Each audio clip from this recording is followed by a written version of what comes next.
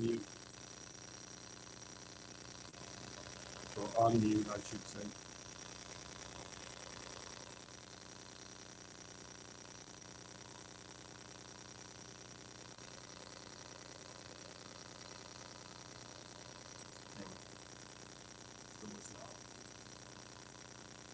All right. Mr. Stokes, again, you and I are going to have to talk to go over this, please. So I'm going to need you to keep that mute off so that I can hear you, okay?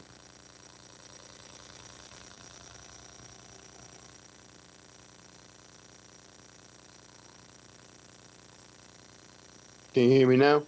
Yep. Yep. Can you hear Okay. us? Yes, sir. Okay. All right. Let's get started. Let's be on the record, case number 2019CR517, captioned State of Kansas versus Timothy Stokes. Would the parties announce their appearances, please? May it please the court, Your Honor, State of Kansas appears through Assistant District Attorney Mark Brinkworth. May it please the court, the defendant Timothy Stokes appears in person on Zoom with counsel David Pachkon on Zoom. All right. We are here sit down for a plea hearing today. I meant to check this, but I forgot to do so. Has there been a prelim or a waiver of prelim in this case? We did have prelim, I believe. Yeah. He was set for trial. Okay. All right.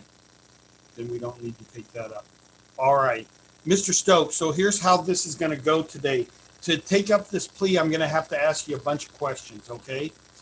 If I ask you something and you don't understand, I need you to tell me that so you and I can talk about it until we're sure that we're on the same page, okay?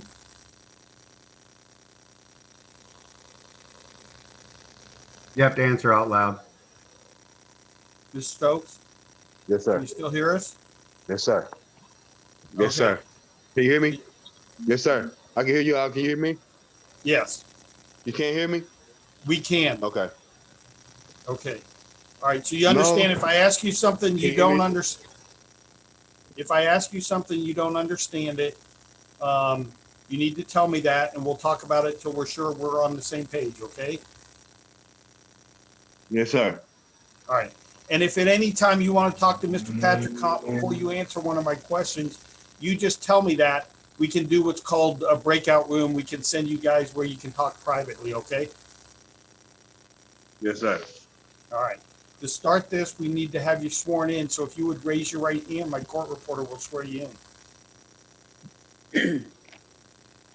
You solemnly swear that the testimony you're about to give will be the truth, the whole truth, and nothing but the truth, so help you God? Yes, ma'am. Thank you. All right. Mr. Stokes, you can put your hand down. How far did you go in school? I have a high school diploma. Okay. You reading right okay? I have a high school diploma. I Yes, sir. understand. Reading right okay. Yes, sir. All right. Yes, sir. As you sit here this morning, are you under the influence of any alcohol or drugs or prescription medicine that might cloud your mind, keep you from understanding what you're doing? No, sir. Feel like your mind's clear today? Yes, sir. Do you know what you're charged with?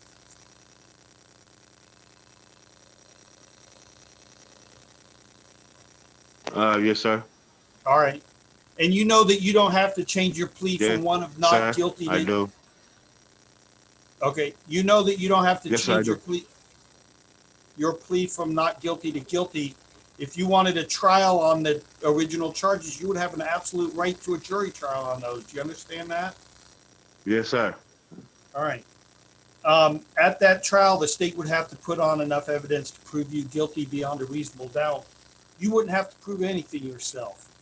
Mr. Patricant would help you throughout that trial. He could confront and cross-examine all of the state's witnesses, challenge their evidence. He could call any witnesses you wanted called. If they didn't want to come to court, he could use subpoena power of the court to make them come.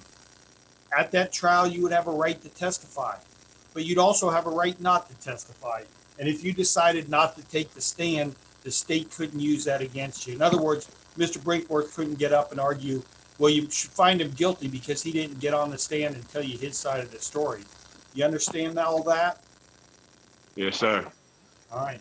Now, if we went through that whole trial, at the end of that trial, you were convicted, you would have a right to appeal that conviction to the appellate courts. If you didn't have the money to do that, a lawyer would be appointed to do it for you. Do you understand that?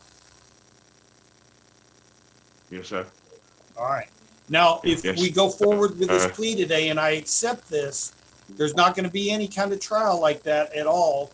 And you're going to be giving up all of those rights that I just went over. You understand that? Yes, sir. All right. Now, I am going to share a screen here.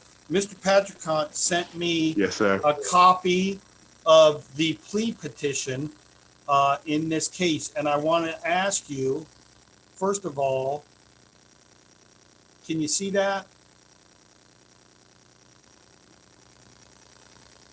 It's buffering. Yes, sir. I can see it now. Okay. Is this the plea petition that Mr. Patricant went over with you? Yes, sir. It is. All right.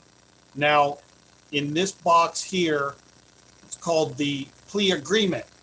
I want to read it to you, and I want to make sure that this is what you're agreeing is the plea in this case. That you're going to be pleading guilty to count 1, that's possession of methamphetamine. It's a severity level 5 drug felony. The state's going to dismiss all the other counts.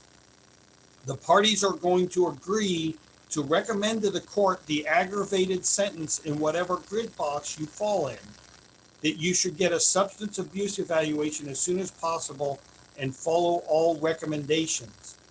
The state will not be bound by the terms of this plea offer if you're charged with any new crimes between now and sentencing or fail to appear. Is that your understanding of the plea?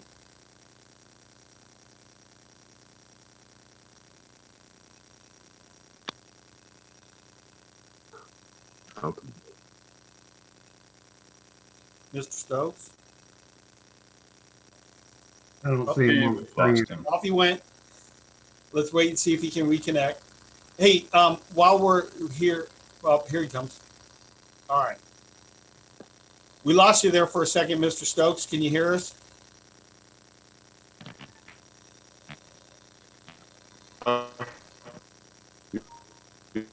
Yes, sir.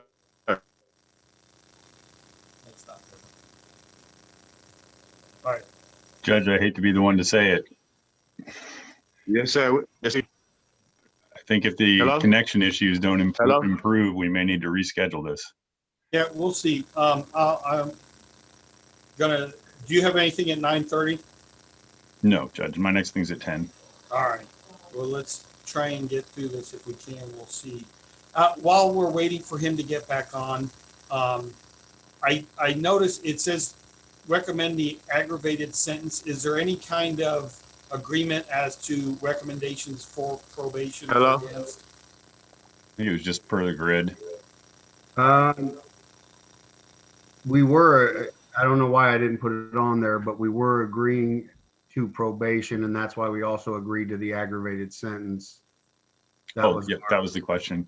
Yeah, Yeah, that- Judge, we were yeah. agreeing to probation, and he accepted the aggravated sentence in exchange for the state agreeing to All right. probation. I will- kind of got that wind in there, but I want to make sure. All right, Mr. Stokes, it looks better. You hear us okay? Yes, sir. Where did I lose you? I heard everything you said about the petition. You was asking me, did my attorney read that to me? Is this the same one I saw? Okay, so, and I talked to the lawyers as you were kind of getting back here. So you're going to plead to this level 5. They're dismissing everything else. They're agreeing to the aggravated sentence, but they're also agreeing the state's not opposing your application for probation. That wasn't written in here. Mr. Patricant forgot to put it in. You understand that's part of the plea as well, right?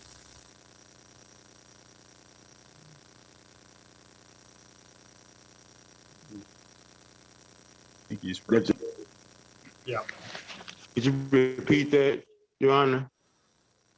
Okay, so the plea is as I read it to you, except Mr. Patricant forgot to put in there that the state was not opposing your application for probation. In other words, the state's not going to ask me not to Okay. give you probation and send you to prison. Other than that, that's the plea agreement there. Yes, sir. Is that your understanding of the entire plea agreement? Okay. Yes, sir. All right. Yes, sir, it Has is. anybody else promised you anything else to get you to plead guilty today?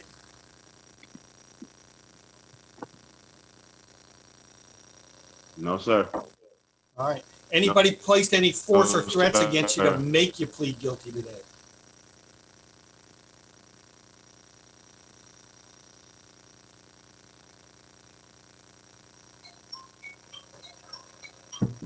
Mr. Stokes?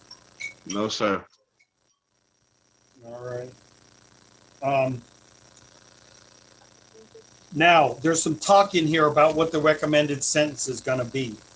What I have to advise you Oh, no. today, and my understanding is that the parties believe that you're an A criminal history.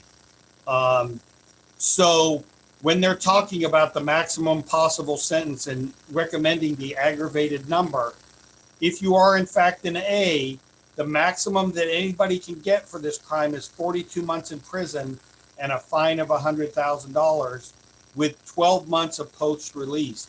Do you understand that that's the maximum penalty for this charge? Yes, sir. All right. And when the parties agree to Yes, recommend sir. sentence, when the parties agree to recommend a certain sentence, I listen very closely to their recommendations, but I'm not a party to or bound by their agreement, and I can give you any sentence the law allows and grant or deny probation independent of any agreement. Do you understand that? Yes, sir, I do. All right. Do you have any questions, Mr. Stokes, for me about anything that we've gone over today? No, sir. No, sir, I don't. All right. And knowing all this, do you still want to go forward with this plea today? Yes, sir. All right. Mr. Patrick, do you know any Yes, sir, I do. legal reason why your client should not plead guilty? No, Your Honor. All right. Then, Mr. Stokes, I'm going to ask you, as to the count one of the original information charging you with possession of methamphetamine, a severity level 5 non-person drug felony, how do you plead, guilty or not guilty?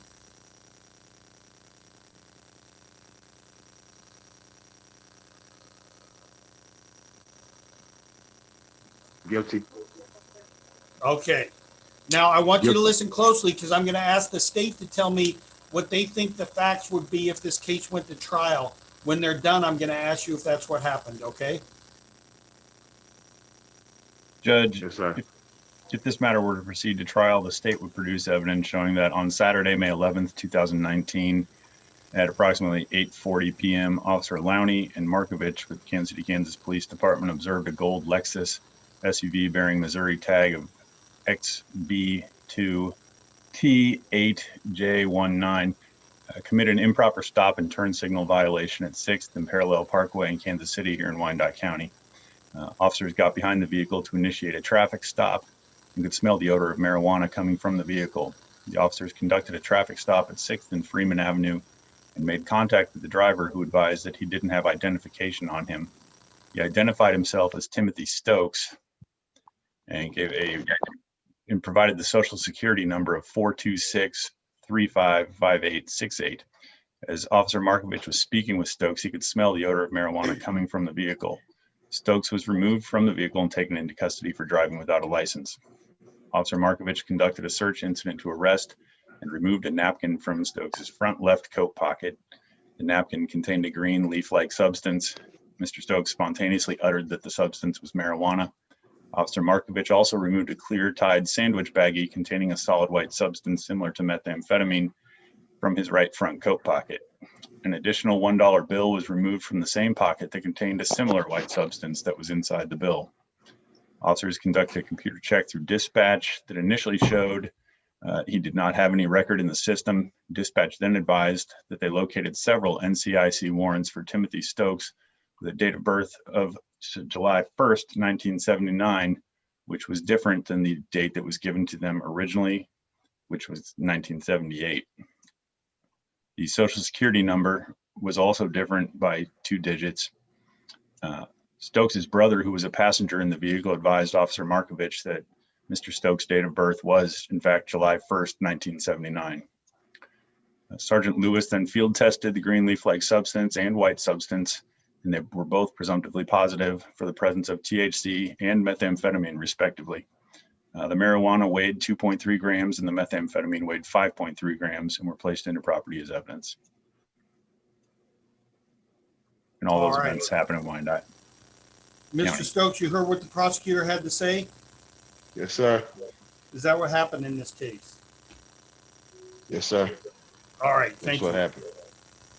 I will find the defendant has freely, voluntarily, and intelligently entered into this plea. He understands the nature of the charges and the consequences of the plea. The state has provided a sufficient factual basis, which the defendant has acknowledged. Therefore, I will find that he is in fact guilty of count 1, possession of methamphetamine, a severity level 5, non-person drug felony. I'm going to order that a pre-sentence investigation be prepared and continue this case for sentencing based on that report. Let me see if I have a date that I can give you here about 6 weeks down the road.